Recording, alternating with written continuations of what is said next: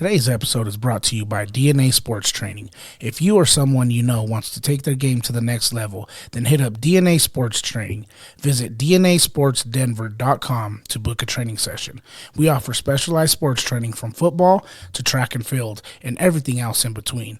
Whether you're an offensive lineman or defensive lineman wanting to get better off the ball, or you are an athlete wanting to improve your speed and agility, we have something for you over at DNA. Visit DNASportsDenver.com now and sign up.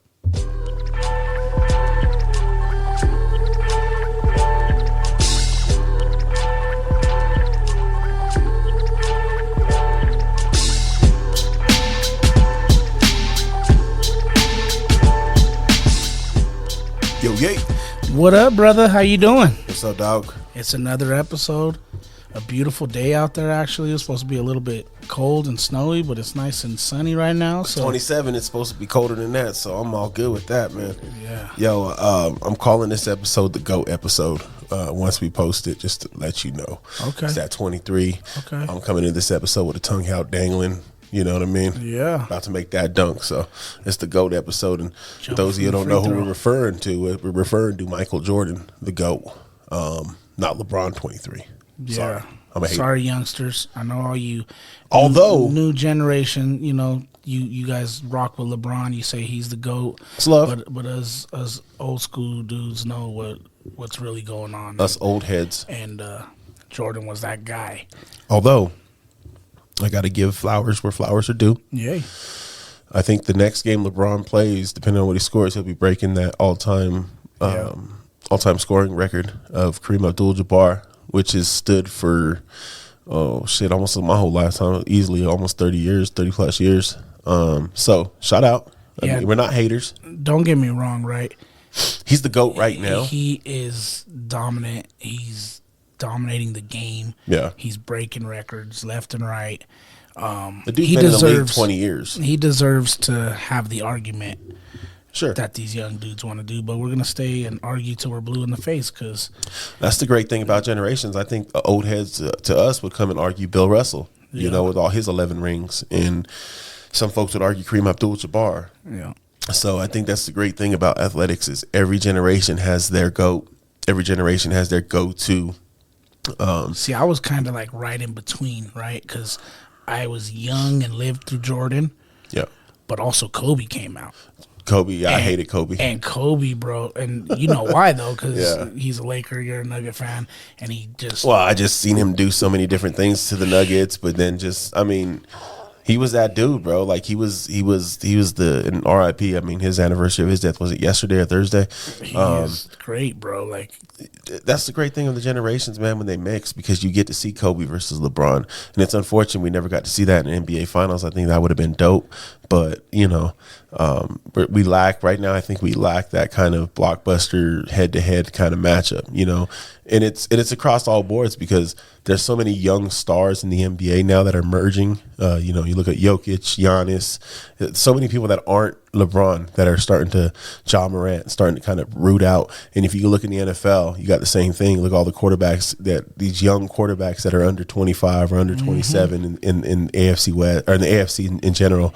And then you got, you know, in the playoffs was the youngest quarterback competitors. Yeah, the youngest history, batch. right? Yeah, I think you had a couple old guys that got bounced pretty quickly. You know, Yeah, Tom Brady I got guess bounced real fast. Tom Brady probably averaged, and Aaron Rodgers probably averaged out the age. I think was Dak the oldest quarterback in last week's rounds? Yeah. I think so. Yeah. Like, it's wild, man, to think of how the turnover goes. And, you know, we've seen it in baseball, we've seen it in football and in basketball. It's kind of cool that, you know, Even nothing in stays the hip-hop. same. Yeah. Even in hip hop, Yeah. you know, like we're gonna sit there, and a lot of our generation's gonna talk about Biggie and Pac. Yeah. You know what I mean? And this younger generation, I don't know who they'll They're put like in there. Maybe Biggie who? Drake. Yeah, You I know, think they'll throw Drake in probably there, will carries that probably be mantle a lot. I'm not like the biggest Drake fan. I respect his music. I respect his grind. His music's just not for me. Yeah. But it's hard to argue with the success he's had over his career in terms Yeah. of like his generation of artists, you know. He's for sure transcended the game a little bit. You know what I mean? Made some hits. I listen to Drake. You know, I don't listen to all of Drake. I don't know the game right now to say who would be that dude. You know, but it would have to be either, you know, Drake, Kendrick, Cole, in my opinion. I think J. Cole's like a throwback for me, bro. Like Yeah. he's really one of them artists. I was on Instagram the other day and some of his like just little things popped up and you just started listening to him. And did I refer you to Nick Grant? yes, Bro, dope too. fire. Yeah. Before we get off of the Kobe and LeBron thing, though, real quick, go Yo. back to that. Yo. If you haven't checked it out on Netflix, it's the Redeem Team. Okay, this is the dream team that lost, or after the dream team that lost All the failing years. that took third in our bronze, and yep. they finally got it done with Kobe, LeBron, D-Wade, Chris Bosh, Well, Carmelo. it wasn't even like years and years of failure, to be honest with you. It was they went to, was it the 2004 Olympics? No, but in comparison to the history of USA because that men's team basketball, lost. That team did poorly in the World Championships, and then that team did poorly in the Athens Olympics. Yep. They took third, and that's when I think Argentina took first. Yep. That was the first time we didn't finish gold in a number of years, and especially with using professional athletes. Bro, but there's a great moment where everybody talks about Kobe and how he kind of, after that moment, they're like, all right, we're going all in. Is that the story of him like running through Pau Gasol? Runs right through him, bro. And he tells him, for very first play, I'm running through him. And they're like, no. It's your teammate. No, you're not. And he fucking just. I haven't seen that documentary, right, but I seen that like I guess a snippet of it on Instagram one It's time good. where they You were should check talking it about out. him running through Powell and LeBron and D Wade. They're like, nah, that's not happening. You're not going to do that. Yeah, and then bro. Kobe ran through Powell, bro, and Powell's look on his face was like, what the hell? Yeah. Hey, they know teammates in international play. No, you know what I mean? It was dope, bro. That's tight. And it's called, what was it called? The Redeem Team? The Redeem Team. Netflix. I have to check that out, man. I've been looking for something to watch. I think we're gonna do a Netflix and chill night tonight. We're gonna watch some. So Isala's been going back and listening to the podcast. I had to give her a guilt trip because I'm like, oh, you ain't been listening, Oh, you didn't get some Luther Vandross going on tonight. Well, she heard the episode when we were talking about Top Gun, and where I said something stupid like, I guess I'm gonna have to take Isala out on a date to go see it. And so she heard that, and now I have to cash that check. Oh, hey. So I told her Top Gun isn't in the theater no more. We're gonna have to watch it on Amazon or something. Yeah. So we're gonna probably do that Netflix and chill and watch some Top Gun tonight because, of course, I owe. So another good movie that I just watched. I actually haven't finished it all the way. I don't know if you're an Elvis fan. That's a pretty good movie as well. Oh yeah. Yeah. Elvis stole hits. No, No, they talk about it. Yeah, for no, real. I mean that was kind of the thing, dude. Back in the 50s, Yeah. you know what I mean. Yeah. They took him from talented color artists, and Yep. I mean, it shit still goes on now. It does. It's just you get somebody that, oh, that's dope. Let me do this. Dr. Dre is notorious for it. How many beats that Daz produced that Dr. Dre went and changed, the Yep. pitch on the drum kick or something like that, and then it's like, oh yeah, I produced that. Yep. So the Ghost MC and the Ghost production has been around forever, and it's probably never going anywhere. I mean, we just talked about Drake and how many writers they have on them songs, and my buddy was pulling out some like we used to open a CD pack and read the producers and all that shit, and I forget which I think it was an Eminem song, and he pulled it out, and then the number of writers on that album were just wild. And I know a lot of it's features, but you get so many people on one track to write a track, when you're that big, or like Rihanna or whatever, has someone else sing it real quick so she can hear how she wants to mess with it, and it's crazy, dude. Yeah, and it's crazy because you always hear the comparison. We haven't even got on the topic yet, right? No, but fuck it. There's battle rappers can't make music, but if you look at a lot of albums, bro, battle rappers are a lot of ghostwriters from some of your biggest artists out there. So well, and how many of these artists now that are hot, that are a little bit older in age, right? How many of them been in the game forever? You just only heard about them the last 10 years because the previous 10 years they were ghostwriting, or they were working in the studio with somebody, or they're ghost producing, so there's that aspect of it too. Yep. Or you get credits just for, being a hype man, ad lib, this and that, go in the studio and do all the ad libs, and now you're on song credits. You know what I mean? Shout out Smack from TDE with Tyga and all that. And that's what he's known for. You know what I mean? So. Well, and then, who knows, maybe you can set up your publishing the right way to get your people paid too. You might have a bunch of people that you put on the track just for that reason. Like, hey, I know this is going to be a banger. All right, I want you to come in here and do something on this track real quick so I can give you some credit on there, so I can get you some publishing so you can make some money off this track. I'll take it. Yeah. Put me on there. Yeah, dude, I'll come out here and say, yeah. Yep. That's it. Do you like the E40 ad lib? You know what the E40 ad lib is? Which one? Just, so many. Just his normal ad lib is like, I'm just cruising down the street. Yeah. Just that repeat the last word ad lib, bro. That's a classic. But yo, it's been good. It's good to see you, bro. I know we've been off for a little bit. You went out to Vegas, kicked it out there for a little bit. I was running around town doing things, hit up the Sportsman Show, did the fishing thing. That was fun. You? Yeah, it was cool. Me and Pops went. Nice. I went twice. Did you? Well, see, the first time they didn't take my tickets. What? Yeah, me and Pops went on a Friday. They didn't collect my tickets. So I was like, all right, cool. And so we went through and then we left. And then I think Saturday, me and Isala were chilling with the boys. And I was like, damn, I was telling her because they had like eagles and they had a bunch of birds of prey out there. I had a cool exhibit about that. And I was like, they didn't take my tickets. We should go try to go. Yeah. And so I got some parking like right in front of the thing at the parking meter. And we went down there and they took my tickets that time, but we got to go in again. Hey, that's what's up, So man. we went That was twice. meant to be. Yo. 2 for 1, double dip. Little date, too. You know what I mean? Got a date out of it with the family and the kids. Yeah, she took a picture You know what I'm next to a saying? bald eagle and she was scared as hell, but it was pretty cool. Hey, I had a good time. she has to normally be around all those beautiful locks of hair that you have. So Yeah. taking Well, a picture you know. by a bald eagle, it's not so bad. Yeah, well, you know, it is what it is. You know, they all can't be luscious like me. No, but, bro, but Coach needs a hair commercial. So all you sponsors out there that want to get some nice locks in your commercial, shout out Coach Al, man. He got them locks. hey, I know this is a little early, but straight up, I was getting ready to go hit up AJ over at Cutthroat Barbers and cut it Anglers. off? I wasn't thinking about it, bro. I've been thinking about it. I told Isala, I was like, ooh, should I cut my hair off? And see, no one cuts my hair but my mom. Yeah. Like, my mom's cut my hair for years, but I'm trying to give my mom a break. Yeah. You know what I'm saying? Like, cutting hair isn't as easy for her as it used to be, but she's stubborn. She want to cut my hair still. So I was like, man, I should hit AJ up. Just go stop by there and get cut up. So in the meantime, if you guys need a cut, go hit up my boy AJ at Cutthroat Barbers and Anglers over on 38th and Pierce, man. I mean, get the plug in real quick. Fuck it. Yeah, hey, for sure. And, it's January 28th, Coach, of 2023. But new year, new you, baby. If you're feeling froggy and you want to change your style up, go ahead and get you a new cut. Look fresh. I'm of the idea of instead of new year, new me, I'm going to go new month, new me, right? Oh. So every month it's changing, right? Every month it's a new version of me. That way when I get stack little victories. So when I get to the end of the year, man, I done stacked all my victories for the year. You know what I'm saying? For sure. I did get a gym membership. Did you? I did. Over here to Vasa. Oh, really? I did. Man, that parking lot's dangerous. You got to be careful. I heard about that, bro. I heard you had a little situation. Bro, there's people cutting down stop signs over there, people running through intersections, driving 30 miles an hour in the parking lot. If that isn't the sign of the trap is a cut down stop sign, then I don't know what is. Have you ever seen the movie Funny Farm? No. It's with Chevy Chase. It's an old movie. I think it's like late 80s. I feel like I'm going to get roasted for not seeing it, but I haven't seen it. No, you're cool. I'm not going to roast you. So this I'm talking about the viewers. So these little hillbilly ass kids cut down the sign that says slow down, curve ahead. Yeah. Right? And Chevy Chase just rolling.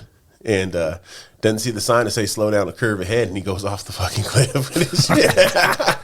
So that's it. When you told me they cut down the stop sign on you, bro, that's the first thing that popped into my mind. Bro, it's crazy. I was 3/4 of the way through the intersection already. Dude hits me, and again, no stop sign there. Even though I did slightly, slow down to merge, make sure there's no oncoming traffic through an intersection like you should always. Yeah. And they say I'm at fault. Well, thank goodness I'm you're not safe, having bro. that. I mean, I feel you. That's what you pay that insurance company for, to make sure they fight that. Yep. Thank goodness you're safe. Thank goodness none of the fam was with you, and it wasn't the fam. Sometimes things happen to us. We're able to handle things a little bit differently than some of our counterparts. And got to count those little blessings in life, sure. however they come. So. And we're here again talking DNA with y'all. So thank goodness Coach Dom's good. Glad to hear y'all. Glad to have y'all here listening to us again, man. We appreciate you guys tuning in all the time. As always, make sure you visit DNASportsDenver.com. Go ahead and download any of the latest episodes of the podcast. Go copy some merchandise. Let's get a training session in. Just let us know what you want to hear, what you want to do, what you want to see. So we appreciate y'all for tuning in. Of course, we're going to go over what's been going on. Kind of got into a little bit, but I know we've been talking a lot about them, and we're going to talk about them again next week because we have a special guest that we won't quite announce yet, but we'll have a very special guest next week with us. But man, the Prime Effect is on in CU, bro. Yes, it is. Another it's prime time. Another blue chip recruit, Kamani McLean. giving them the top 2 DBs in the last 2 recruiting class, Travis Hunter being the other one. Man, it's wild. Every time I log in, I hit up 24/7 because I want to see who's new. You know, it's ever changing. But CU has the number 21 overall ranked recruiting class for 2023. They've got the number 29 composite ranked, and they've got the number 4 ranked overall. Some other publications have them as number 1 in terms of the transfer portal. They've done a really great job now, and I think just bringing in Kamani McLean kind of adds to that, man, and it adds to that overall legacy of what Coach Prime is going to do here in his first year, and it's incredible. Yeah, man, it really is. And what he's doing, bro, he's building a mini no-fly zone, right? Cormani McLean is the number 1 cornerback recruit in the nation and 14th ranked overall player. You know, Prime also added depth to that DB room, bro. And to have a coach like Prime have all these young, talented dudes underneath him, one of the best in the game, and his room is full of dogs. You know, we got to talk about Cormani McLean. He also brought in 3-star recruits Kendrick Breedlove from Ole Miss and Tavion Beasley from Jackson State, along with Miles Slusher from Arkansas. And then, of course, you got Travis Hunter, Shiloh Sanders in the backfield, Cameron Silman. You know, the list goes on, bro, of all the recruits, but that's just the DBs, you know, the DB room. And then even more exciting for a guy like me is the D lines he's bringing in. You know, He just hit big with getting Taylor Upshaw from Michigan, bro. That's a great depth to the D line room. You know, we got to continue to build that D line room because, in my opinion, for the defensive side of the ball, they need a lot of work there. Well, what better way to help your secondary if you're going to have this great secondary? I don't care how good your secondary is; they can't cover for 30 seconds, right? Yep. It's hard to do for any great secondary. So what better way to help them and to support them and to be complimentary to them is than to beef up your defensive line. And CU was like the worst team last year in sacks. They were at the bottom, literally. Yep. And they also brought in guys that, you know, probably get a little bit less playing time, but will be, again, depth.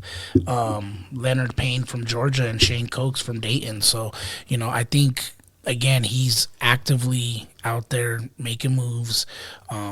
And CU's going to be a force to be reckoned with, bro. And I think that they're going to be competing at a high level soon. But, you know, in the near future, people are going to be talking about CU for quite some time as long as Prime's around. I think it's cool, too, that, like, with beefing up our defensive secondary, right, obviously USC is in the Pac-12 this year. They'll be leaving after this season, going to the Big Ten.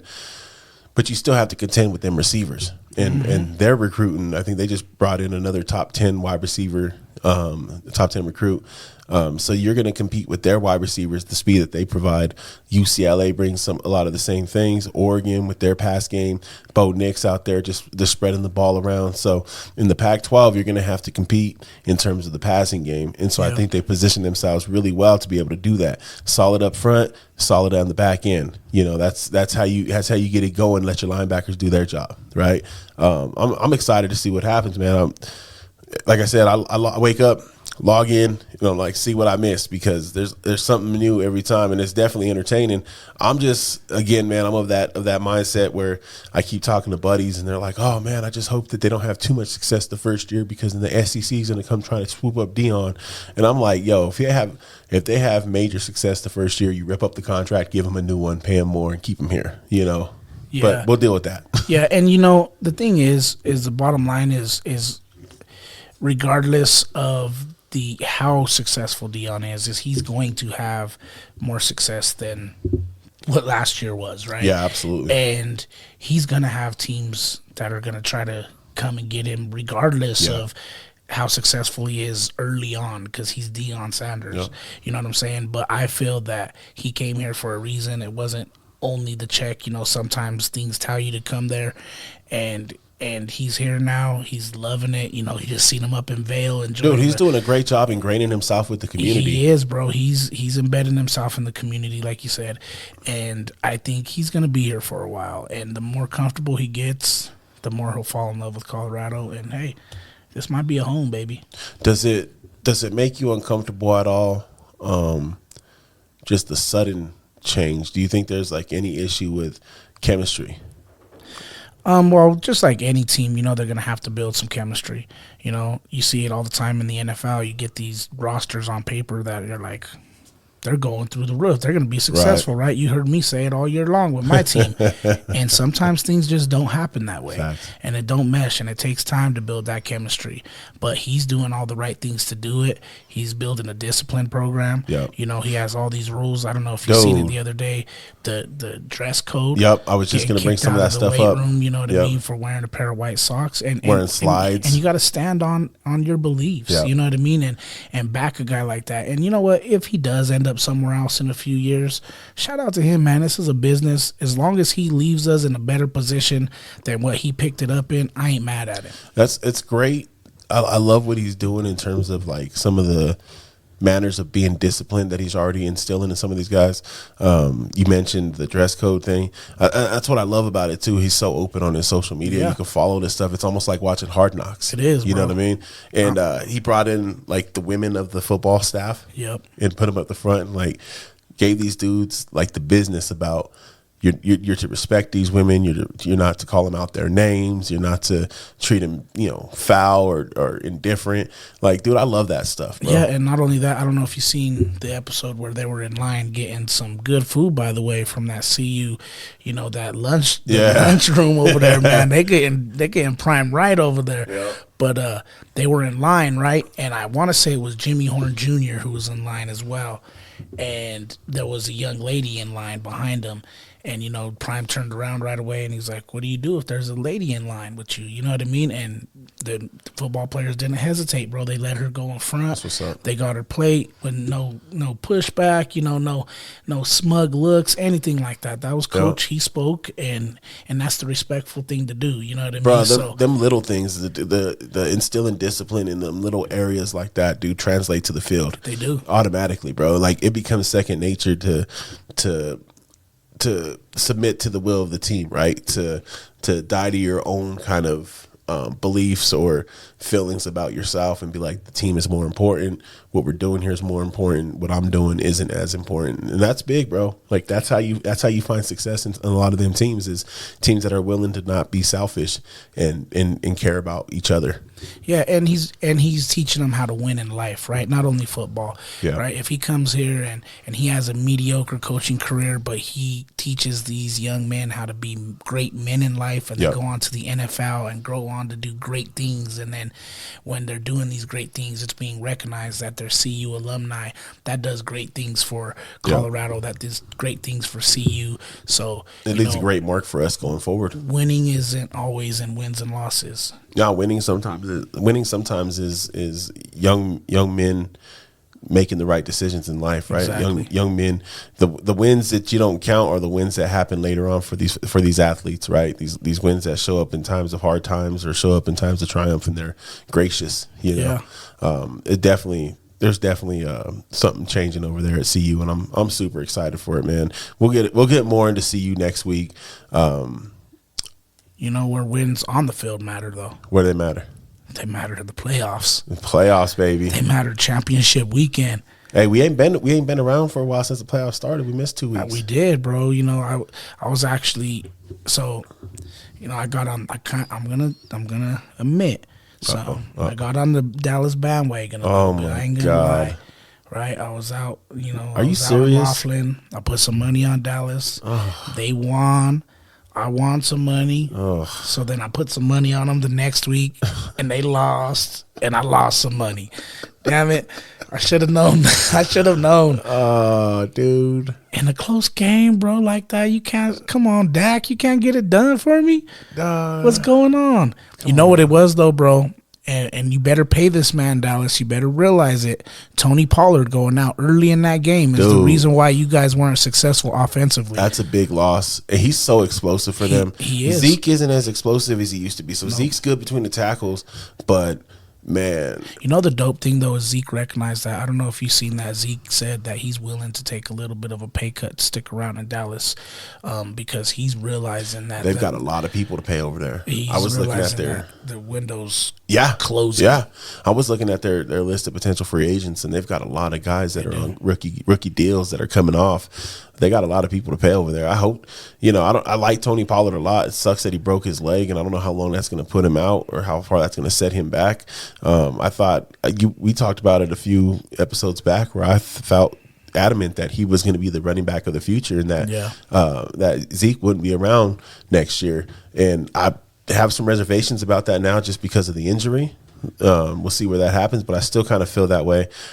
Since you brought up the Cowboys, what the hell was that last play of the game last week?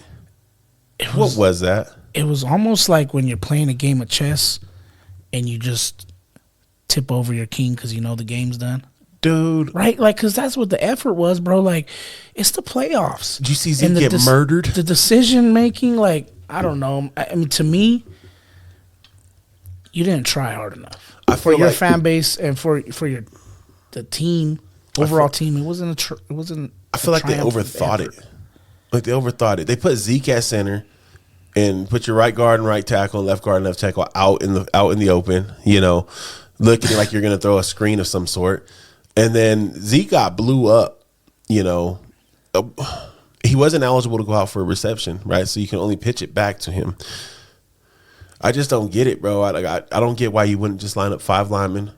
Like, do you think that play was successful in practice against their defense? Because they don't got no slouch of a defense. Do you think it was really successful in practice? Why would you? I bet that play was successful as shit against air. Yeah. Dude, I couldn't. I didn't understand it, and then apparently, now McCarthy hasn't fully endorsed Kellen Moore, which is his offensive coordinator, and I wonder if that has anything to do with it. Calling some stupid shit like that, like, dude, line up 5 wide, and run hook and ladder or run something. Don't, you put out a gimmick. It's like Lincoln running the swinging gate against us that one year. Where that's all they ran against us. Yeah, I think, again, and that's why I said it's kind of like tipping over your king, right? Yeah. Quitting because you're not putting in the effort to win the game, bro. Like, that's what you pull out of your playbook, bro. All of that to throw a 7-yard comeback route they got. He wanted to be on Ridiculousness or somewhere on ESPN if that play was successful, talking about, oh, my God, this ridiculous play that's never going to work again in the history of football was successful. Dude. Well, wrong, bro. You failed, and now you guys are sitting at home watching the conference championships. I seen a meme. It said that the NFC championship was going to be played at a neutral site in Dallas, so that way they can experience the championship game. That's hilarious. So he brought up the NFC championship. Obviously the Niners, they beat the Cowboys. The Eagles beat the Giants. Who do you got in that matchup between the Niners and the Eagles in Philadelphia? Wow. The Niners defense is ridiculous, first and foremost. Like, that defense is legit. However, Jalen Hurts looks fresh. That offense looks stout, and I'm rocking with Philly. I think Philly's going to take care of this one. I don't think it's going to be a close game. I know that defense is good, but I think Philly's going to handle this one convincingly. And that's who I'm rocking with there. And then I don't know if you want to do your pick, then we'll go over to the AFC, or you want to hear my AFC pick. No, go ahead and go with your AFC. You got Kansas City going up against Cincinnati. Kansas City fresh off of victory over Jacksonville, and then you got Cincinnati going on the road and throttling and Buffalo. When everybody said, including myself, that they probably wouldn't get that done. With DeMar Hamlin in the house, the emotions, the crowd was electric, and all Cincinnati did was go in there and take care of business. Philly and Cincy are playing with that. And we talked about this right before the playoffs started, that swagger, that energy, that momentum.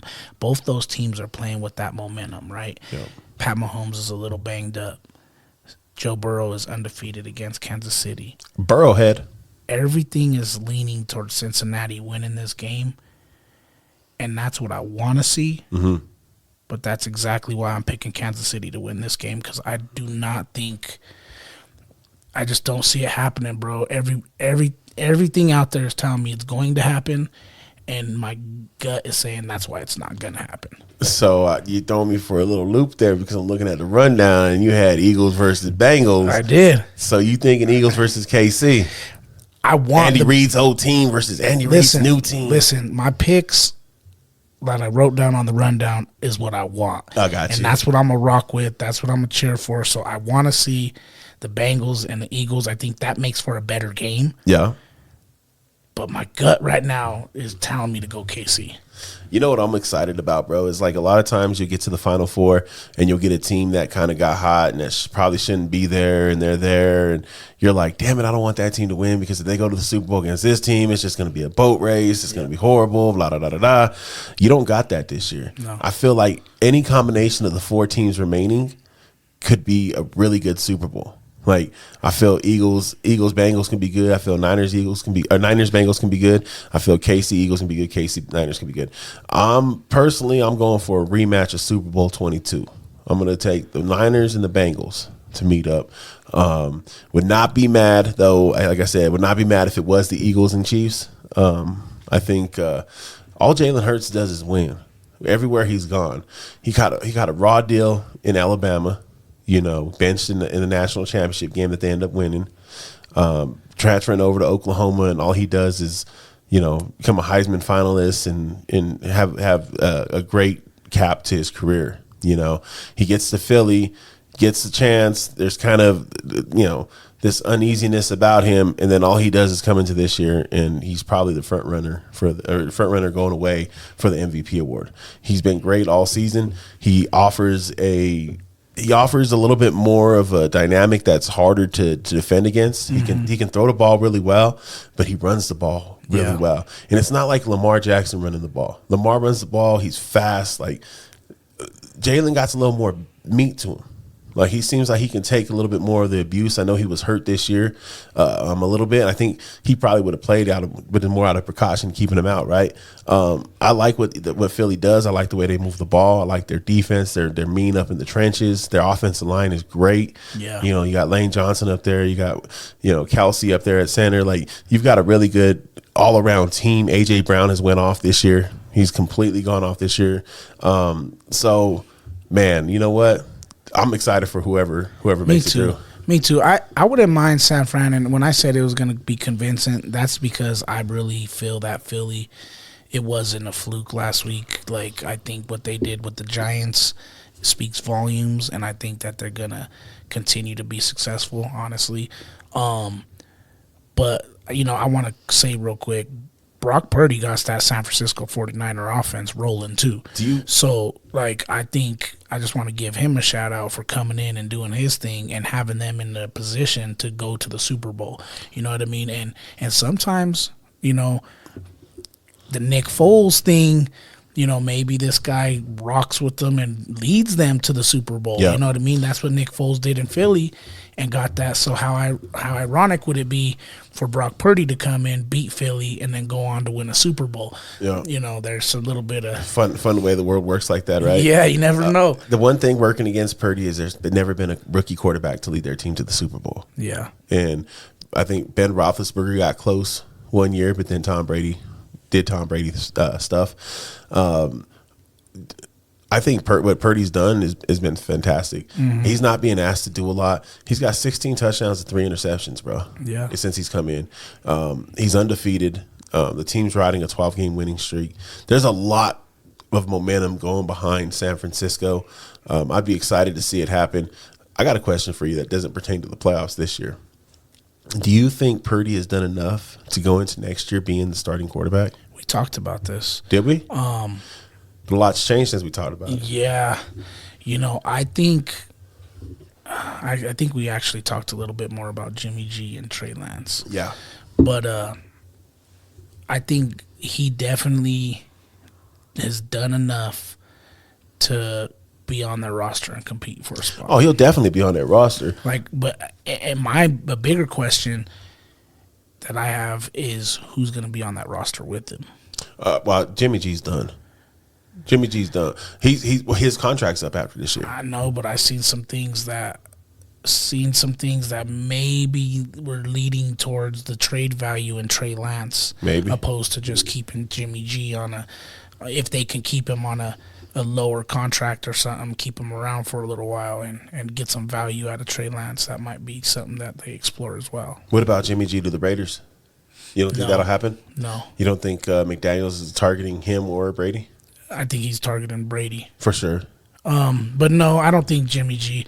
I wouldn't like that. I wouldn't want to see that, honestly. But he might. He has the ties to McDaniels, But that's the only reason why I asked that, because he's going to be a free agent.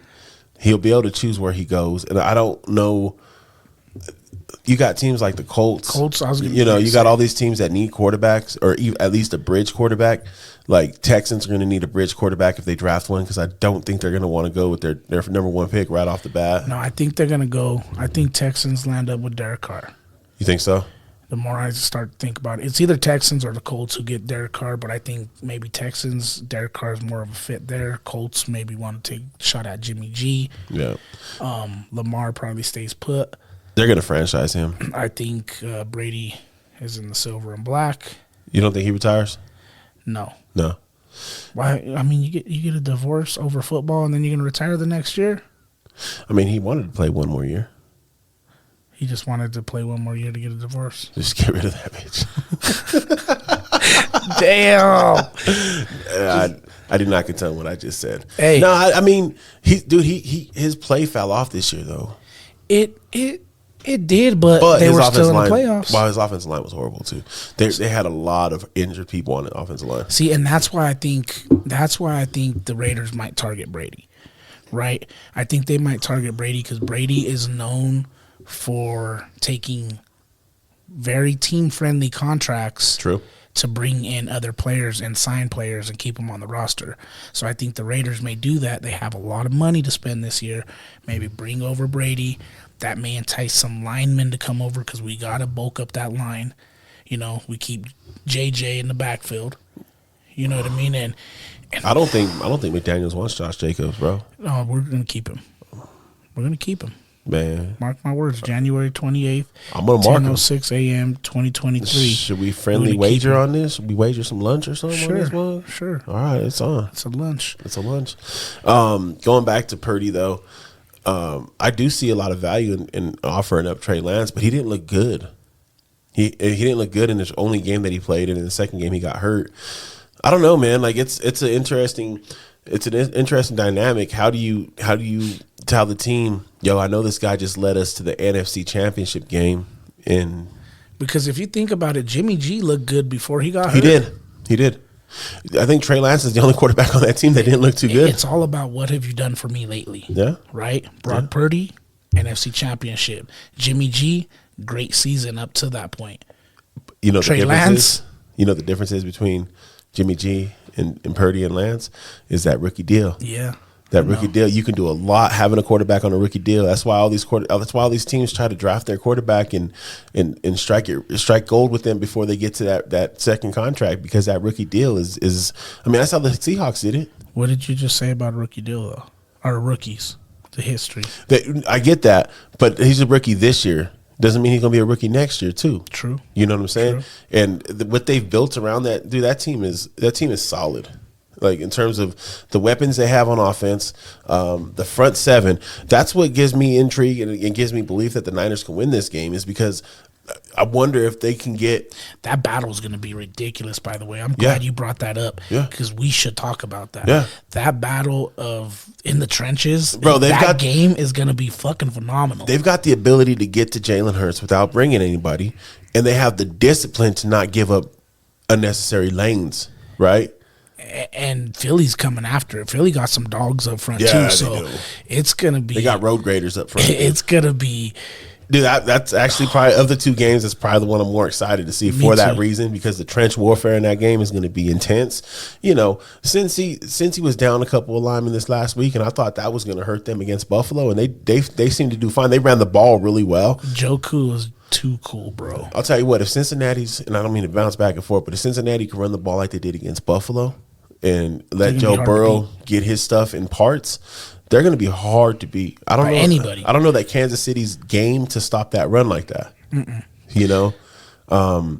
So again, dude, in my opinion, and I know you agree with this because we hogs, but it starts in the trenches, and whoever's better equipped in the trenches to not only run the ball and control the clock, but also take over the game and disrupt the other opposing team's offense, that's going to be the team that wins, bro. And I just think that the Niners, they have the superior front seven. And it's hard to say that because Philly is damn good, but I feel the Niners have the superior front seven, and I think that's going to work towards their benefit and kind of helping. You're not going to stop Jalen Hurts, but you've got to minimize the damage. You've got to make it rough for him. You can't give him, opportunities to hit Devonta Smith or A.J. Brown running downfield, right? Them long throws they like to hit, them crossers they like to hit. I can't tell you how many times the New York Giants gave up crossers, and Thibodeau got shut down for the most part in that game. He was overzealous a couple of times and gave up a lane for Hurts to get through. So I feel like the discipline of the Niners front seven might be a little bit equalizer. Yeah, I know a lot of those pass rushers are going to want to peel their ears back and go after him.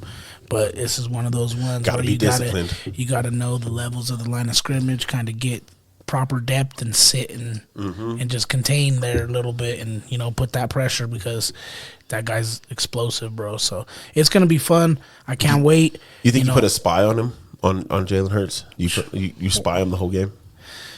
I mean, I think you try it. However, they got weapons. It's true. So, it's a game of numbers. It's a game of inches. So you got to make good with what you have. So I'm not opposed to trying it. I don't know if I would necessarily go there first. Let's see what our 11 does versus your 11. Let's scheme and let's see what we can do schematically first. And then after that, if that's plan B. Cincinnati was doing that in moments against Buffalo. Yeah. They were bringing up their safety. Yeah. And kind of having him in the box, and he would drop back like he was going into coverage, and then once he seen Josh Allen moving, he moved with Allen. See, the reason why I think I would make that more of a plan A with Buffalo, though, is because Josh Allen will also run through that first point of contact. That's true. You know what I'm saying? Like, he's likely to just run somebody right over. So putting a spy there is going to slow him down for everybody else to pursuit of the ball. Gotcha. You know what I'm saying? Like, opposed to Jalen Hurts, he might outrun that spy if that spy takes a bad angle. Yeah. Yep. Well, man, I hope to see it raining touchdowns this weekend. I'm excited to see what happens. But if you do get caught up in a situation where rain or floodwaters get you, make sure you shout out our homies over at Anytime Flood Restoration for all your water damage cleanup, mold remediation, and structural dryout needs. Call 720-837-1184 and visit the website at anytimefloodrestoration.com. They're A+ rated by the BBB, licensed, bonded, insured, and certified with the IICRC. Shout out to our boy Zach over there at Anytime Flood Restoration, man. Make sure y'all hit them up. Hey, man, get right when you need it. Shout out to Zach. Yo, we're moving along, brother. It's been great because we've been talking Nuggets the last few episodes, and nothing's changed, man. We're gonna talk some Nuggets more today.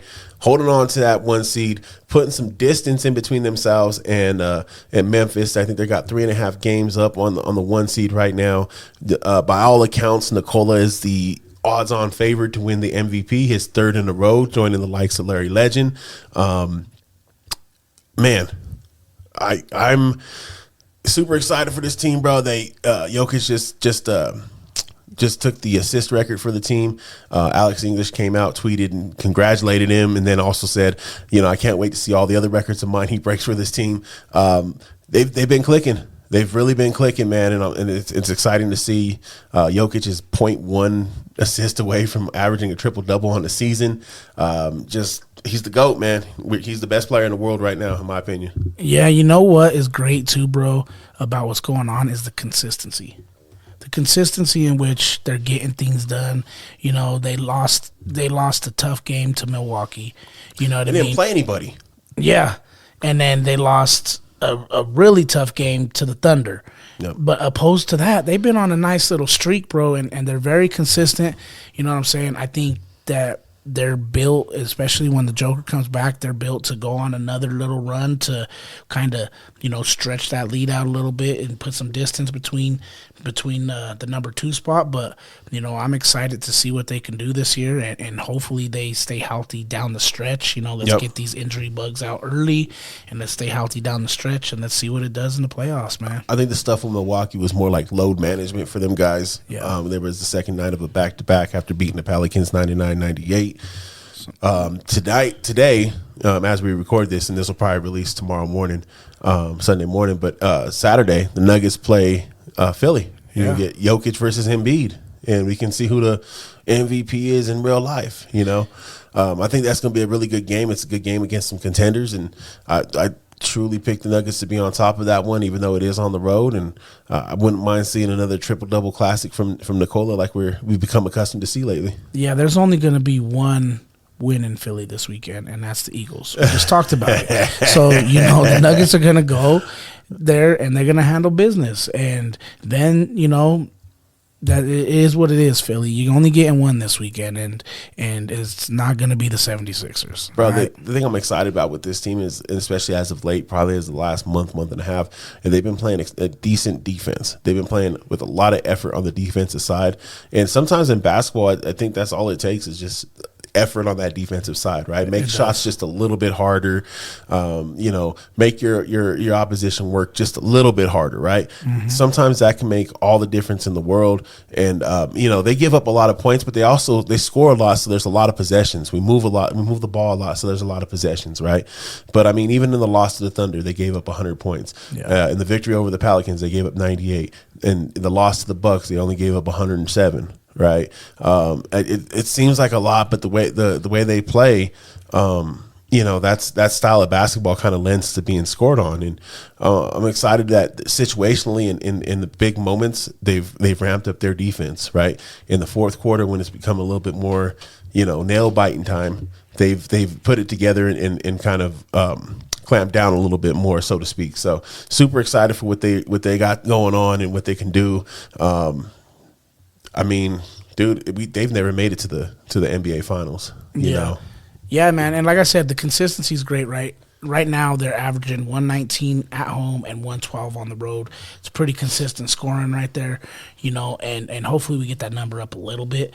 But I think along with the great defense, continuous scoring, and just all-out effort, you know what I'm saying, and health. I can't stress more on health. Has to be critical for this team to stay healthy and make sure we get it done. But dude, it's very exciting. They got the number 1 home record in the whole NBA. They're 22-4 at home, 12-11 on the road, which the road split isn't that great, but it's not horrible. Yeah. They're 25-10 within the conference, averaging 116. There's really not much more to argue about in terms of like, can they be a contender? They're a contender now. Now it's, can they put this together and finish it off? There's no the West is wide open this year. Even with Golden State being back in the mix and they're playing a little bit better now, starting to get a little bit more healthy. It's not one of those things where there's a clear on. The Nuggets are actually that team, that clear on front runner of the West this year. So, they're 3 games up on Memphis. They're 6 games up on Sacramento, 8 games up on New Orleans. So this might be the year that the Nuggets can rise some momentum and get there. Now the key is just being healthy, making it with good health, right? We got Nikola just got announced as a starter for the All-Star game. The reserves will be announced later. Hopefully Aaron Gordon hear his name as a reserve. But even if he doesn't, I'm almost okay with that. I hate the snub. I hate him not getting there, but I'm okay with him not going and playing because that's one less game to play. That's one less, situation to worry about. The one thing I do want to see, though, is he said if he makes the All-Star game, he'll be in the dunk contest. So that'll be dope. Aaron Gordon gets up and he got screwed against Zach LaVine a couple of years ago in the dunk contest. So I would love to see Aaron Gordon representing the Nuggets in the dunk contest. Yeah, man, they're playing great basketball right now. Free throw average or percentage is right around the average of the NBA, around 74% right now. I think the average killed them the other night. The average is a little bit up. I think it's like 78% is the league average. So they're a little bit under average, so they can improve there. But overall, they're playing good basketball. It's not like at one certain statistic, they're way under or way over. They're doing what they need to do, and as long as they can stay consistent, improve in the few little areas, I think they'll be successful. Well, you mentioned it too earlier in that loss against Oklahoma City. I mean, they missed, I think it was something like 12 to 13 free throws in a 2-point game. And again, we're in the season right now, right? It kills you at all times in basketball, but in the playoffs, those points are that much more critical. Fix it now. Fix it now before we get to the playoffs, so that way in the playoffs, we're making all those, and our percentage is way up. As I mentioned, the Nuggets will be playing Philadelphia today. Two of the hottest teams in the NBA right now, both in the last 10 games, are 8-2. So it'll be interesting to see these. It's an old school classic, matchup against centers. You don't see that no more with the way the game's changed. It's kind of an outside-inside game. It's good to see a couple of fellas that get it done from the inside. I'm calling my shot now. I'm going to take the Nuggets by 4, and I'm going to say Nikola has another triple-double. Oh, mark it down. Mark it down. 10-20, January 28th. We're going to come back to this. Nah, man. Hey, it's going to be a heavyweight fight, so to speak. It's going to be some punches thrown, figuratively speaking. But punches that are supposed to be thrown literally coming up, bro. Oh, yeah. Is, I don't know if you've seen this. Allegedly, Tank and Ryan Garcia, Gervonta Davis and Ryan Garcia, is a done deal. I did see that, and I'm excited for it. I just, I'm gonna hold my water a little bit when it comes to boxing because of the Crawford and the Spence, bro. But I'm pumped for this. It's gonna be a great fight, bro. Of course, everybody is probably rocking with Tank. He's probably the favorite of the fight. But man, Garcia could punch, bro. Yeah. Garcia got some power behind his punches. Yeah, he does. And I think it's going to be a good fight. I think it's going to be a better fight than some people are giving credit for right now, because I see mixed reviews out there. But, this is a fight that we all been waiting to see.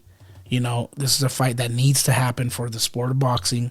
And I'm glad to see that they did ink it and they're ready to go. And I just hope that they see it through. So the super fight between the two young American boxing stars was agreed back in November, though cannot be fully set until Tank took care of business against Hector Luis Garcia this past couple weeks ago. After lengthy negotiation, the pair agreed to financial terms for the pay-per-view showdown, which will take place at a 136-pound catchweight with a target date and venue of April 15th in Las Vegas. The only problem that you mentioned, the fact that both compete at rival broadcast networks and with rival promoters, they're looking kind of get in the way. So they're trying to figure out, where or what is it going to be broadcast on? Who's going to carry that stuff of it? What's the split? So that's the thing that's business pissing me off with boxing, man. Is it always comes down to these dudes are ready to go, and it always comes down to a pissing match between promoters. Yeah, and Gervonta, he's represented by Floyd Mayweather's Mayweather Promotions and Al Heyman. Garcia's promoted by Oscar De La Hoya's Golden Boy, which fights on DAZN. Mayweather Promotions fights on Showtime, so they're trying to figure that part out. It's reported that the promoters will work with one another to stage the fight, as will broadcasters and pay-per-view produced by Showtime but distributed through both Showtime and DAZN. So it's looking like they've ironed some of that stuff out, bro. I'm really hoping they did, because I would love to see this fight. Did you say the day, or did you just say the April 15th. Okay. April 15th. Are we going to Vegas? Hey, let's do it, baby. Trip to Vegas for the fight. My 40th is April 4th.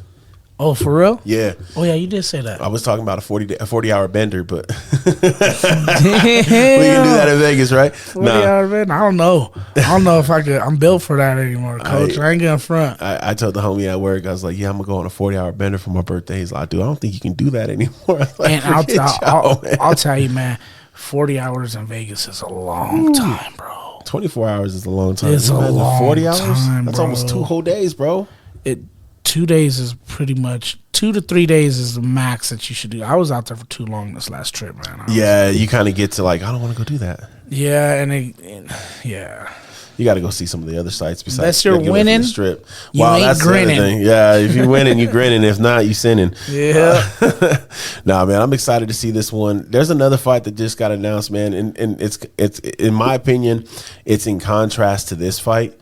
And it's part of the reason why boxing has this situation going on. And I'm not going to hate. Shout out to, so before I get too far into it, Jake Paul and Tommy Fury have agreed to fight in February 25th in Saudi Arabia. For many of you Jake Paul is the social media, YouTube superstar turned boxer, professional boxer now. He's 4 or 5-0. So I mean, he's doing his thing. He's beaten some well-known names. I don't know how known they are in the boxing community. I mean, even his win against Anderson Silva was, Anderson Silva's damn near 50. But I'm not going to hate too much. But they've been scheduled to fight February 25th, and this is part of the problem with boxing.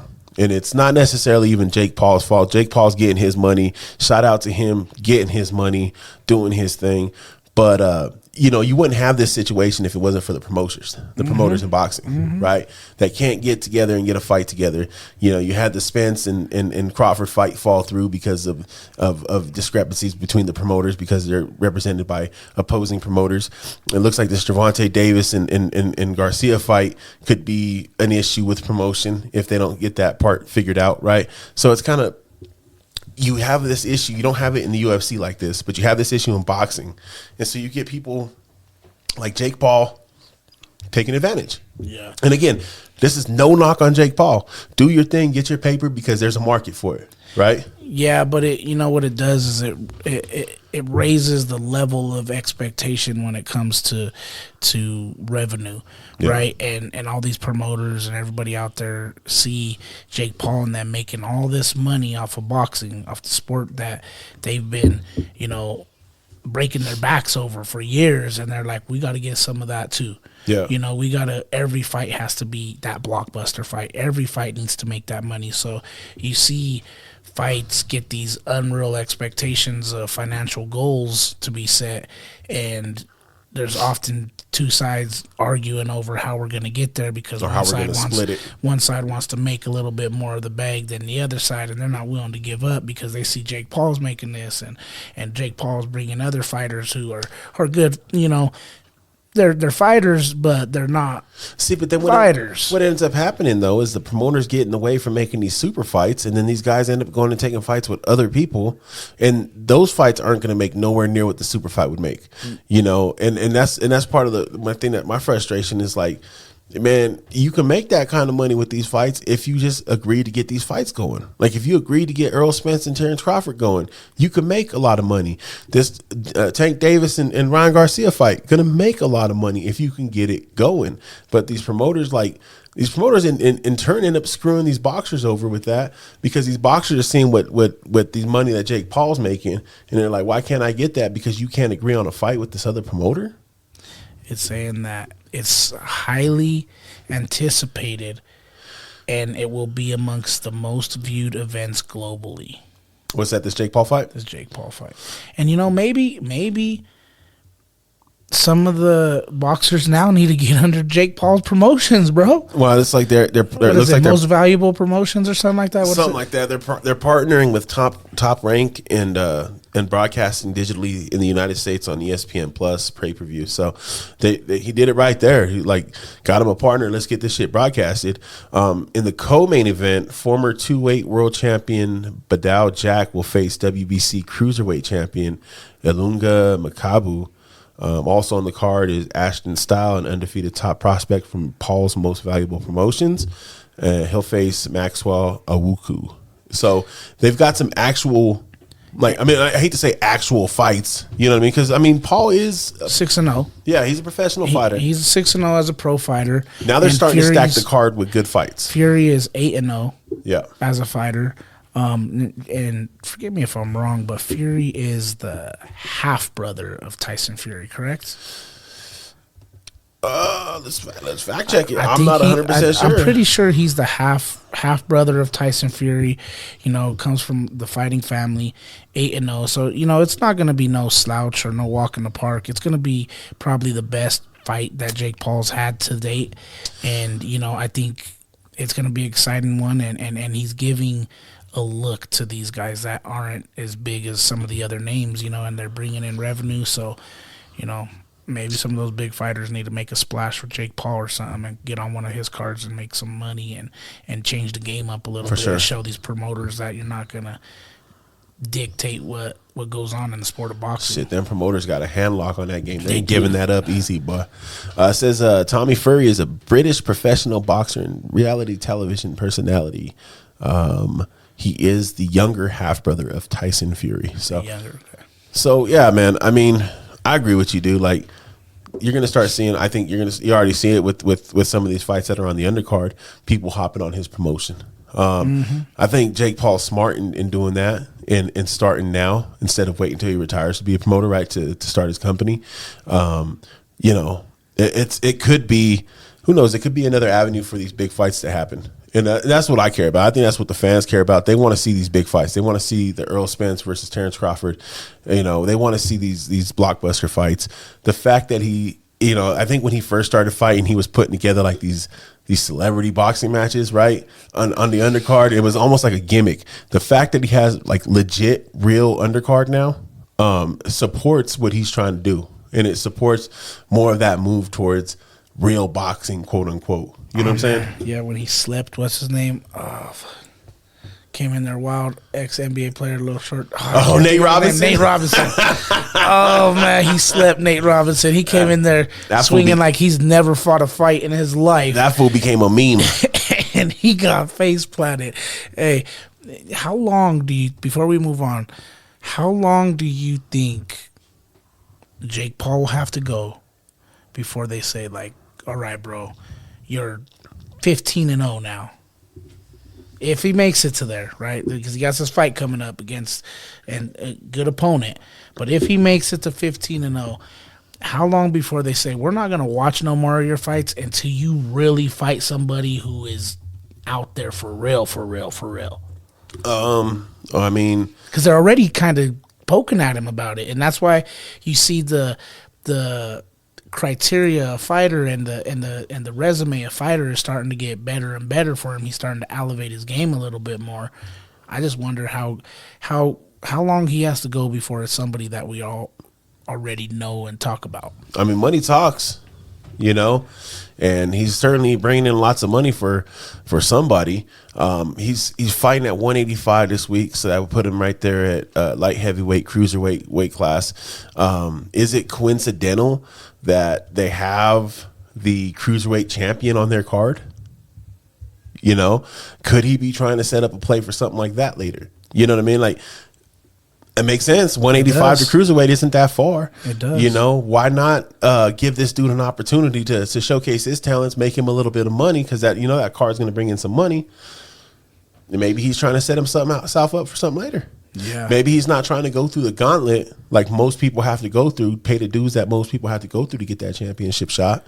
Maybe he's doing it a different way. Well, see, the luxury of what he has going on right now is he's kind of doing what everybody says about Mayweather, right? Yeah, kind of picking his and opponents. choosing, and he's being really strategic with it. And, you know, shout out to him for being smart about it and not getting in there and letting his pride get him in a situation that his skill can't get him out of. It's true. You know what I'm saying? So shout out to him for building up that skill level and then seeing what kind of mountains he could climb at that point. It really makes me wonder, bro, now that you look at his weight and you look at the weight class that he has fighting on the undercard, you know, even if the dude that's fighting the champion loses, maybe that's a fight for Jake Paul later, you know. Maybe he can use his promotion as a stepping stone to get there. I don't think it's a bad idea. I think it's kind of brilliant. Can you imagine Jake Paul holding the title? There's boxing traditionalists right now that are losing their freaking mind. I know. Thinking about that. I know. Larry Merchant's losing his mind. Somewhere with a drink in his hand. Somewhere with a fifth, he's losing his mind right now thinking about that. Nah, dude, I can't, but at the same time, I won't put it past him, man. I mean, the dude's been successful at what he's doing. He's found a lane, partnering with Top Rank and ESPN Plus pay-per-view to get his promotion out there. Remember when he first started, it was like on these apps, right? It was like on DAZN. It was like on these other little apps, right? Now he's got ESPN Plus back in his promotion and what he's doing. Like, he's got the real undercard pushing his promotion and what he's doing, bro. So what's next? Maybe he really is taking boxing seriously, right? 50-0. 50-0. I'm gonna make boxing fans mad. Is Jake Paul gonna surpass No. Money May's professional record? No. But even if he does, all right, say even if he does, right? If he does get to 50-0, Oh, bro. there's people that would argue that 50-0 ain't even the spot.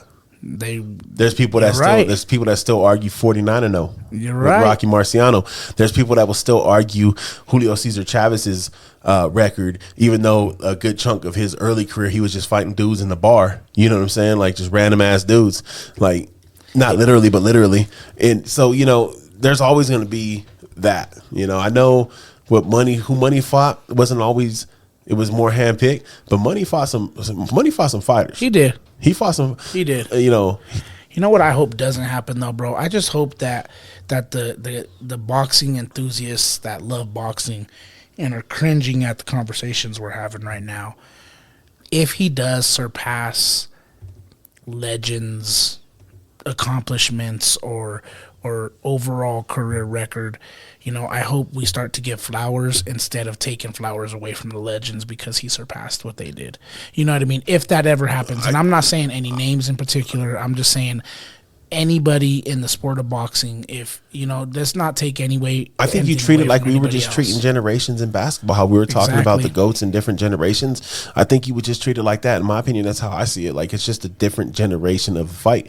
Like honestly too, and if he does take over the game, so to speak, and start making his way up the ladder and doing some things, really there's no one to blame but boxing promoters. Mm-hmm. Whereas you don't want to put out these best fights. This dude's finding a way to put out entertaining fights, finding a way to put out his brand out there, right? And if he has improved as a boxer with each fight he's taken. If you're watching him fight, you can see his improvements where his hand placement, his hand speed, his ability defensively, like he has been improving. I'm not going to sit here and act like he's not improving as a boxer because he really is.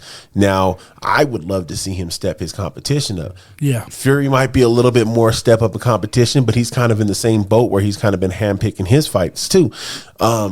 If he can beat Fury and he really is starting to take a turn towards like pulling in some real fighters to fight them, I can respect that for sure. It don't even have to be the greatest fighters, man. Just fight some dudes who've been training boxing since they was 10 years old all the way up to 25, 30 years old, right? Find some dudes that been doing it for their whole life and fight them. If you can do that, man, I respect the shit out you.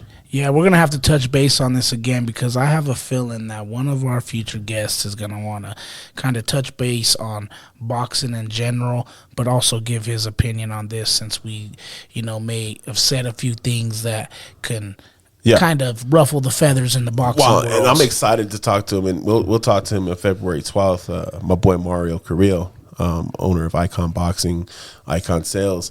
That's just a little tease for y'all, but we'll talk to him about it because he's big into boxing. Mm-hmm. He's a boxing trainer. He owns a gym, and I'm curious to see what he feels about it too. Because all fighters want is a shot. Yeah, and sometimes you can't choose like whether people take you seriously or not. All you can do is show how serious you are with your actions. Yeah. Now he hasn't been picking the greatest fights, but he has been looking better. So he is training. So I'll give him that, man, and we'll see what happens with that.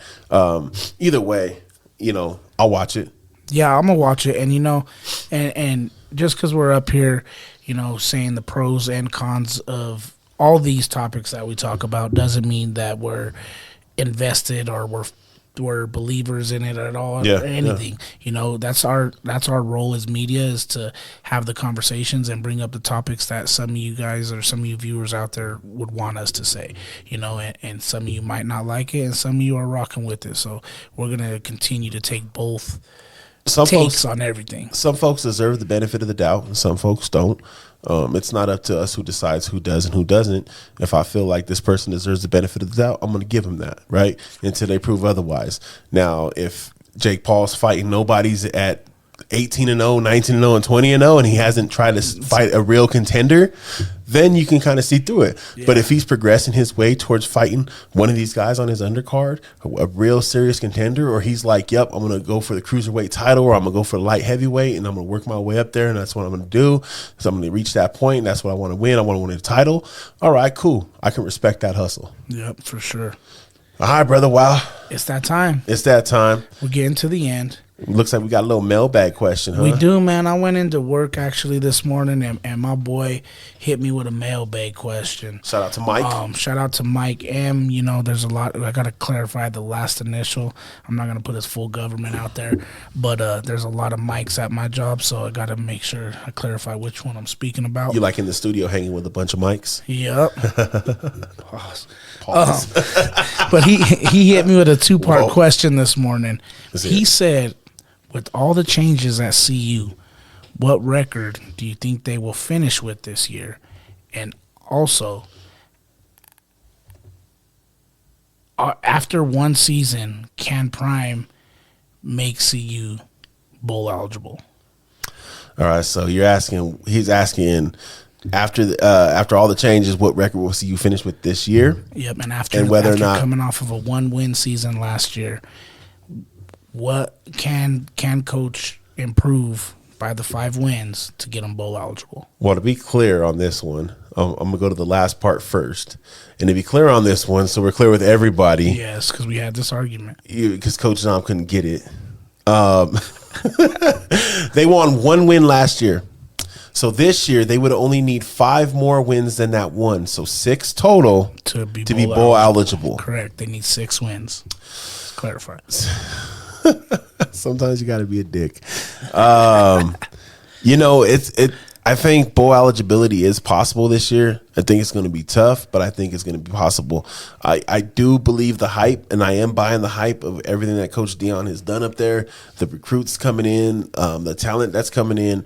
The one thing that concerns me is being able to get that chemistry together in an ample enough time to not lose too many games early. If you pull up their schedule, though, they open up against TCU, the national runner-up TCU in Dallas, which is going to be a tough one. Then they play Nebraska, Colorado State, Oregon, USC, Arizona State, Stanford, UCLA, Oregon State, Arizona, Washington State, Utah, and then the Pac-12 championship on December 1st. I think looking at this schedule, do we want to run down it? Yeah. I want TCU. wins. Do you think they win? I'll get back to you. We're talking about your. What do you think is going to happen? All right. So yes, I do think they're going to finish bowl eligible. Okay. What overall? You don't even have to go through all games. Just give me overall. I feel like an 8-4, 7-5 kind of vibe to the season. Okay. I definitely think the toughest matchups on this schedule is obviously the TCU matchup. They got to go to Eugene and play Oregon. That's going to be a tough matchup. USC coming to Boulder. That's going to be a tough one, but that's going to be fun because we're going to see a lot of young talent on the field with both of them teams. Yeah. Potential Heisman Trophy winner, potential back-to-back Heisman Trophy winner, Caleb Williams on the field. So that's going to be a really, really good matchup, really tough one. I think, I definitely can pick out 7 wins in this thing. I think they're gonna whoop up on the Cornhuskers coming to Colorado. We're gonna beat that ass for old time's sakes. Definitely gonna beat Colorado State because although I like what Jay Norvell's doing, they're not CU. They're not there yet. But I can pull out 7 wins out here for sure. Maybe even 8. I can see an 8-4 team making it. I said it. I don't disagree. All right. I guarantee they get to 6. Okay. I guarantee they get to 6. January 28th, guarantee. Yeah. 6 wins at least. Guarantee they get to 6. I'm also going to put them at 7-5. However, if CU comes out and shocks the world week 1 and beats TCU, whew. Dude. If that happens, you better watch out because we coming. And I'm just quoting Dion. I'm not trying to act like I'm on that bandwagon. All right, don't roast Coach Dom. I'm not on that bandwagon. I'm giving the flowers when the flowers is due. But if CU beats TCU week 1, they're easily going to be bowl eligible, and they're going to finish with 9 wins. Damn, like that, huh? Yes. You know, I'm not gonna because those that back and forth that I was kind of I'm on the fence with. Will they get to 7? Will they get to 8? They're gonna guarantee win those games if they beat TCU. So I'm looking. You know what I would like to see? I would like to see a turnaround in the form of like what Tulane did this year. Tulane, Yeah. they finished. What would they finish this year? They finished with 2 losses this year, I believe, 2 or 3 losses this year after winning only a couple games last year. So I honestly feel like we can have one of them turnaround seasons where out of nowhere, all of a sudden the CU's there. You know, Tulane finished 12-2 this year. You know, I really do think that can happen if things fall right. You know, now I know that's lofty expectations, and I think where I picked them or where you're saying is more realistic. But you know, stranger things have happened for sure, and I would not be surprised, especially with the talent that they brought in. You know, but Tulane went from 2-10 to 12-2. I could tell you what, that season opener is marked on Dion's calendar. That's a big and that's a statement game, bro. That's a big test, bro. Regardless of what happens in the game, right? Who wins and losses, everybody's gonna watch that game to see where CU stacks. It's definitely a big major.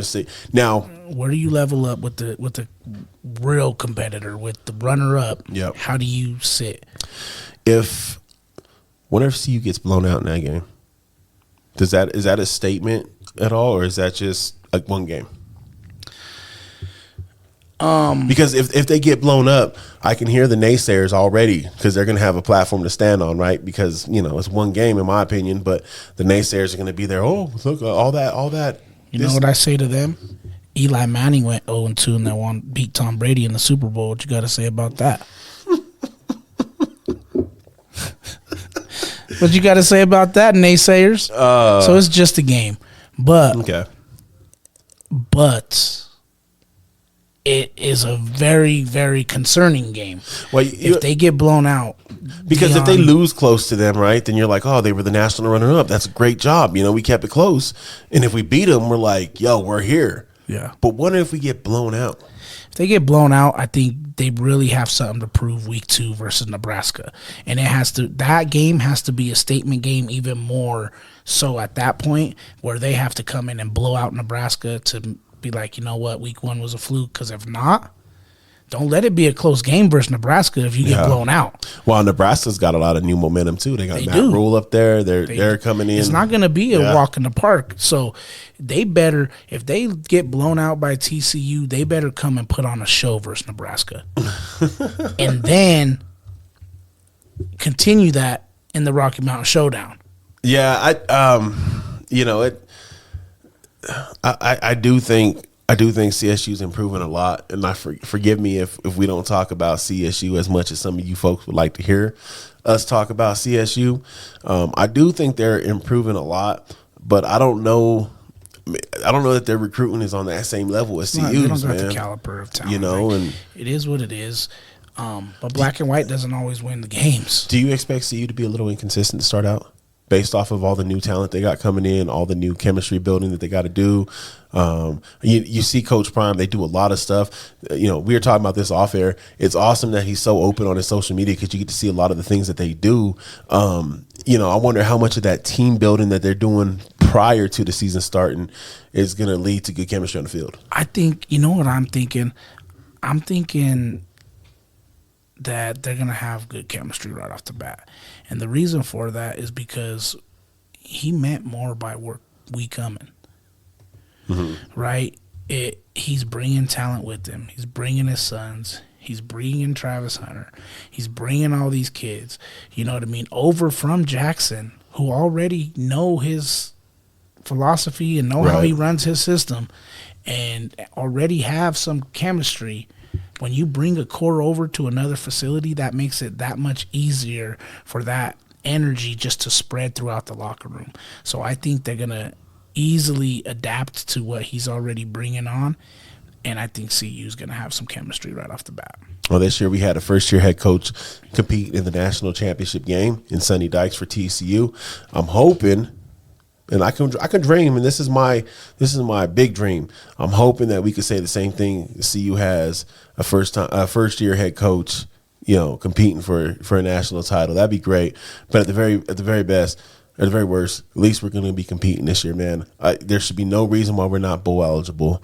There should be no reason why we're not a game or two over 500 at least. I truly believe that if we're not, hard to say this in the first year, season might be a failure in my eyes if we don't compete. Well, that's what I was going to ask, right? Because I actually don't know if I agree completely. Okay. Right? I was going to ask how many losses constitute a failure completely based on him taking over this program. Now, keep in mind, they had one win last year, right? He's taken over a one-win football team. So, being realistic, how many wins does he really have to get before you call it a success? And how many losses, right? If he only gets one more win, let's just say he finishes the year with 2 wins. Yeah. Are people going to call for Deion to get out of there, or is what he's done up to this point speak volumes? I personally think Rome wasn't built overnight. Although I do think they're going to have success, I'm not going to say that if he does not come in here and get us into a bowl game, that it was not a successful year. I would agree. Last year, CU was in one score game, and that was their victory against UCLA in overtime. Every game they lost last year was by double-digit points. See, every game they lost was by over 20 points. So you want to just see them not necessarily competing in wins and losses, but in the score. If they go 5-7, okay, 4-8, I'm rocking. Okay, with you.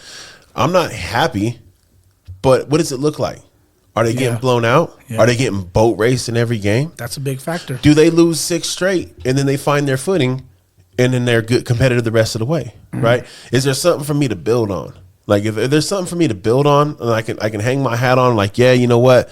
We didn't make bowl eligibility this year. We took one on the chin, but the way they looked them last 4 games, they came together. They figured it out. They know where we're going now, right? I think it all depends on what they look like. You can't be going 38-13, 41-10, 49-7, 45-17, 43-20, 42-9, 42-34, 49-10, 55-17, 54-7, 63-21. You can't be doing that. You can't do that. If that happens, then it's a failure. What if they pull a McDaniels, right? And they're obviously not playing as many NFL games. But what if they go 3-0, lose to Oregon, and then lose the rest? That'll be disappointing. Again, what do them losses look like? Are we getting blown out in the rest, or are we just losing close games?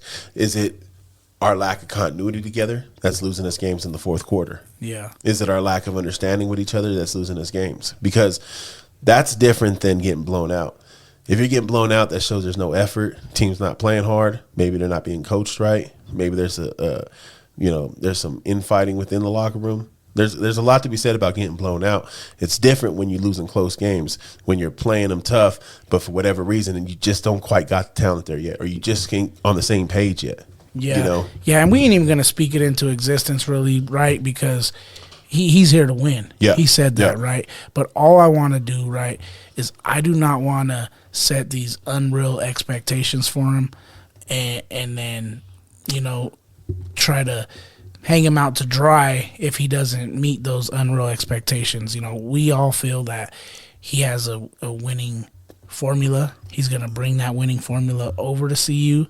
But, at the end of the day, we got to respect the game and not be unrealistic with football. This is the collegiate level of football, and all these teams are coming to win each and every week. The one thing that makes it hard is that Coach Prime comes with such, I don't know how to say this, he's loud. Yeah. Right? And that's not a bad thing. He's vocal about what he believes, how he wants his team to play, what their expectations should be, what kind of men they should be. He's very open about that and very upfront about that. And I think people take advantage of people like that to tear them apart. Yeah. And I do feel like if there's some struggles in the season and there's some inconsistency in the season, they're going to look to those things to try to tear that team apart. Mm-hmm. Now, what makes me feel good is Coach Prime seems to be very rooted, right? He's not one that is going to, go away from what he believes and go too far from that. And he's not going to deviate from the plan, and it's not going to be strayed by naysayers of what people are saying. So I'm encouraged by that part, even if it looks, because I expect it to be inconsistent. Mm-hmm. If they beat TCU, I wouldn't be surprised if they came out and didn't play so well against Nebraska. Or if they get beat by TCU, come out and look dominant against Nebraska. Mm-hmm. Lose to Oregon, but come out and beat USC.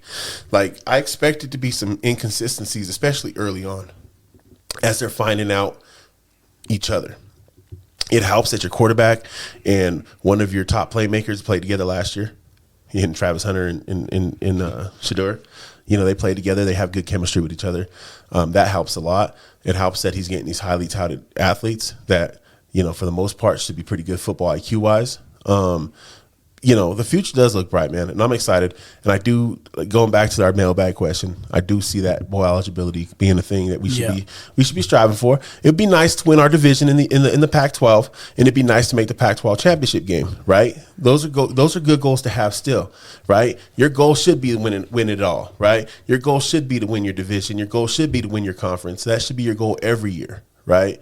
I don't think those goals are unrealistic. Mm-mm. I think they're a little longer to reach, but they're not unrealistic. But let's do it one at a time. Let's get them 6 wins, get that bowl eligibility, and let's raise the profile of our school, of our team. Bowl eligibility is a big thing. They haven't been in a bowl for a while. Getting Coach Prime on a bowl on national TV just means more profile. Yeah. So we'll see. I'm not going to be disappointed after 1 year. Rome wasn't built in 1 year. I'll tell you what's going to happen, though, with him here. Uh-oh. It's only a matter of time before we have us a legitimate Heisman Trophy candidate. That's it. Shedor's already early on. It's gonna be cool, I think, real soon, and we're gonna have somebody Man, it'd be nice to get another Heisman Trophy in there next to Rashawn Salons. Mm. That trophy's big. You ever seen that trophy? Mm-hmm. Trophy's freaking huge. Yeah, man. Freaking huge. Wow, brother.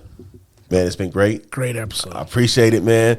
Before we get out of here, because it's about that time, I want to make sure we give a shout out to Arsenal, Custom Apparel, Rebel Promotions, Black Sevens, Janice's Catering, Lash All Beauty. Yo, shout out to the Denver North Junior Wrestling Vikings. Shout out to little DJ. Yes, shout sir. out to the fam. Who else you got, Don?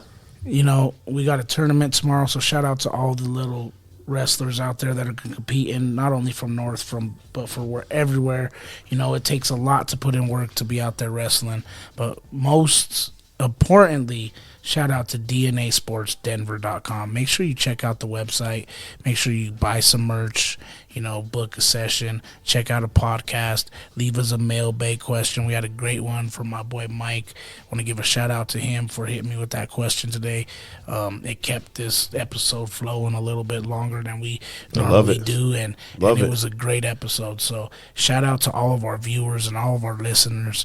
I appreciate you guys spreading the love. It's only growing and growing, and I can't wait to see what 2023 brings for us. Look, and I'm going to do y'all like this. Those that have tuned in the whole hour and 27 minutes and counting, I just want to say this. Tune in. Make sure you tune in next week. We're going to have a special guest. I won't give you his name, but he is a CU football great, in my opinion. One of the GOATs in terms of wide receivers. But that's all we're going to give you. Hey, I'm going to do one more. Go ahead. I'm going to give out a DNA shirt to the best mailbag question. Bam. related to CU history. Bam. Not prime, but CU history for our guest next week. Bam. So there you go. DNASportsDenver.com/ask DNA. Hit that mailbag question in there. Make sure you leave your name on it so we can get you hooked up and get you a shirt. Make sure you letting us know, man. We appreciate you tuning in every time we're on. And, man, we look forward to it again. Go Nugs. Let's do it, baby. Yo, go see you. And go have some fun in the NFC, AFC championships this week, man. We out here.